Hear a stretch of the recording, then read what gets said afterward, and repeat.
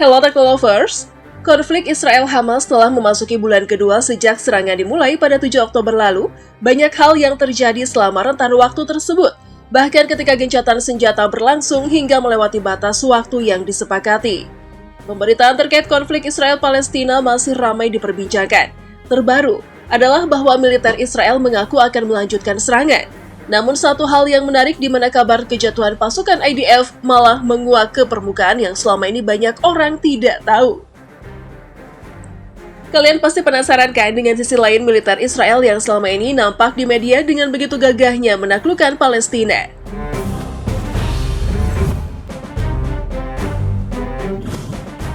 Tentara yang gugur.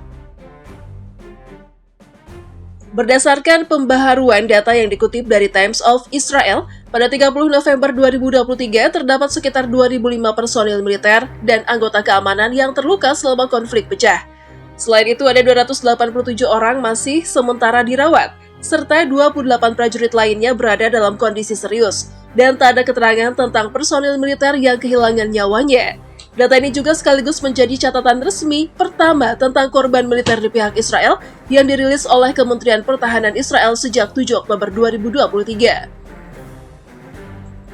Sedangkan dalam keterangan berbeda yang dikutip dari Republika bahwa sebanyak 388 tentara Israel telah gugur sejak serangan pertama Hamas. Jika kabar ini benar, maka jumlah tentara yang gugur bisa saja lebih banyak saat ini, mengingat berita tadi dirilis 21 November lalu.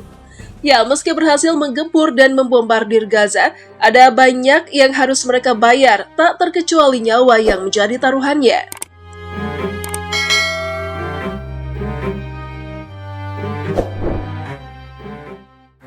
Ribuan tentara cacat dan gila.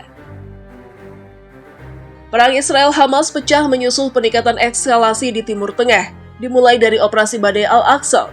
Setidaknya 12 orang dilaporkan kehilangan nyawanya dan ratusan masyarakat Israel lainnya disandra oleh Hamas. Israel kemudian membombardir Gaza nyaris tanpa henti dan meluncurkan perang darat.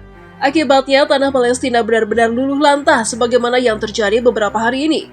Namun satu hal yang luput dari perhatian adalah kondisi tentara Israel lebih buruk dari yang kalian pikirkan. Ketua Organisasi Veteran Penyandang Disabilitas Angkatan Darat Idan Climate mengungkap ada sekitar 1.600 tentara menderita cacat fisik sejak serangan dimulai hingga hari gencatan senjata.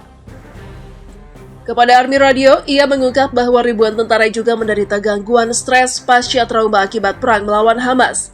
Selain itu, setidaknya 400 tentara masih dirawat di rumah sakit.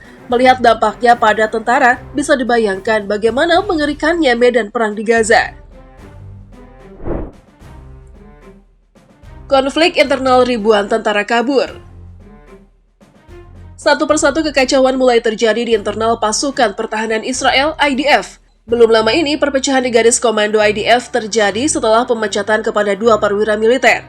Di IDF, kedua perwira tersebut dipecat lantaran melarikan diri bersama pasukannya dari medan tempur di jalur Gaza bagian utara.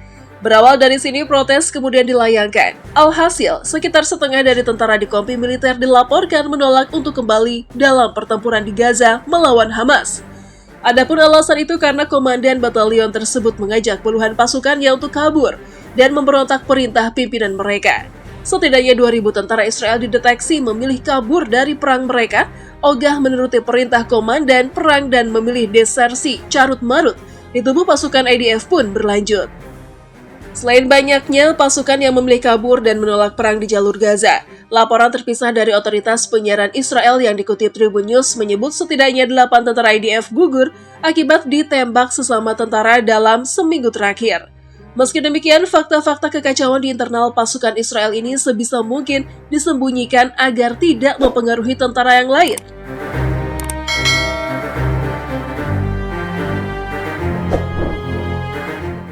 Kehilangan banyak alutsista.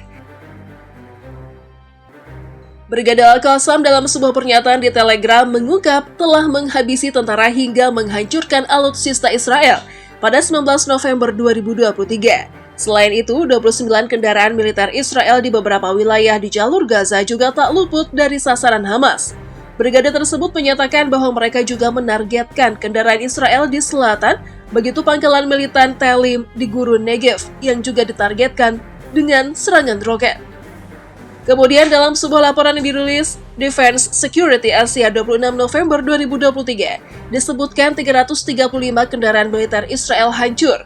Kendaraan militer Israel yang rusak atau hancur termasuk mobil lapis baja, tank, helikopter, bus, dan lainnya dilaporkan dalam konflik yang terjadi di Gaza, Israel, dan Lebanon Selatan. Sementara laporan sebelumnya yang berdasar pada citra satelit di jalur Gaza Utara, 88 kendaraan lapis baja dan tank militer Israel rusak parah atau hancur akibat tembakan senjata anti-tank yang dilakukan unit kecil pejuang Palestina. Pengamat pertahanan internasional yang memantau situasi di Gaza menyatakan bahwa angka ini merupakan 23% dari 383 kendaraan lapis baja yang terdeteksi beraksi di utara jalur Gaza. Anggaran militer membengkak. Pemerintah Israel telah mengesahkan revisi anggaran tahun 2023 yang mempertahankan pengeluaran diskresioner untuk sekolah-sekolah agama dan prioritas lain yang diminta oleh mitra koalisi. Di sisi lain, semua anggota partai oposisi Benny Gantz yang bergabung dengan pemerintah untuk menjalankan perang memberikan suara menentang anggaran yang direvisi. Sikap pemerintah ini lantas mengundang kemarahan para investor dan banyak ekonom terkemuka. Mereka mendesak agar Netanyahu dan para sekutunya untuk segera sadar menghentikan pembiayaan apapun yang tidak penting untuk perang. Gubernur Bank Sentral Israel Amir Yaron dalam keterangan pada 27 November lalu mengatakan pemerintah harus menunjukkan komitmennya pada tanggung jawab fiskal dengan keputusan-keputusan penting untuk mengurangi pengeluaran-pengeluaran yang kurang penting. Mengutip Sindo News, defisit anggaran ditetapkan sebesar 3,7% dari PDB, hampir 1% lebih tinggi daripada yang diantisipasi pada malam menjelang perang. Bank Sentral Israel memperkirakan biaya keseluruhan perang sebesar 53 miliar US dollar atau setara 816 triliun rupiah, di mana hal itu terbesar didanai dari utang pemerintah. 3 jenderal kabarnya kehilangan nyawa. Kabar gugurnya 3 jenderal Israel sedang ramai diperbincangkan. Hal ini bermula ketika akun Al-Fulansa di media sosial X merilis sejumlah nama yang disebut gugur dalam perang melawan sayap militer Hamas, Brigade Al-Qassam. Akun ini cukup terpercaya sebab sudah terverifikasi dan memang terpantau rutin menyiarkan perkembangan perang Israel-Hamas. Adapun ketiga jenderal Zionis itu diantaranya adalah Kamil Baram dari Safety Unit, Yevalm Altos, The Invincible Train Battalion, dan Avihaik Ozer dari Logistic Assistance Unit. Meski demikian, pasukan pertahanan Israel IDF tidak mengkonfirmasi kabar tersebut.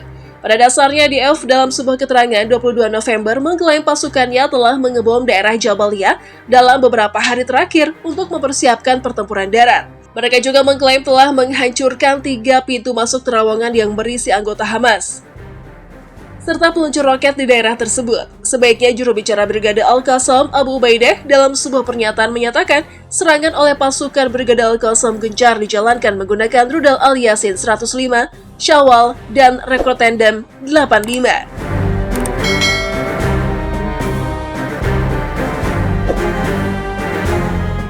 Bersiap lancarkan serangan lanjutan. Bahkan ketika dunia berharap gencatan senjata akan berlangsung selamanya, Netanyahu muncul dengan peralatan mengejutkan. Perdana Menteri Israel tersebut tanpa ragu mengumumkan rencana untuk melanjutkan perang setelah tahap ini. Panglima Militer Israel dalam sebuah pernyataan kepada Middle East Monitor 29 November 2023 menyetujui rencana untuk melanjutkan operasi darat di jalur Gaza. Rencana pertempuran tahap selanjutnya di Markas Komando Selatan, demikian ia berkata sebagaimana dikutip FIFA.co.id. Dalam rilisnya, sejalan dengan itu, Menteri Pertahanan Yoav Gallant melalui harian lokal Yediot Ahronot menyatakan kalau tentara Israel siap dengan kekuatan mereka, entah itu kekuatan udara, laut maupun darat, keseluruhannya siap untuk melanjutkan pertempuran. Israel menyatakan siap untuk kembali menggempur Palestina, namun di sisi lain, ketangguhan tentara alutsista dan anggaran mereka malah dipertanyakan.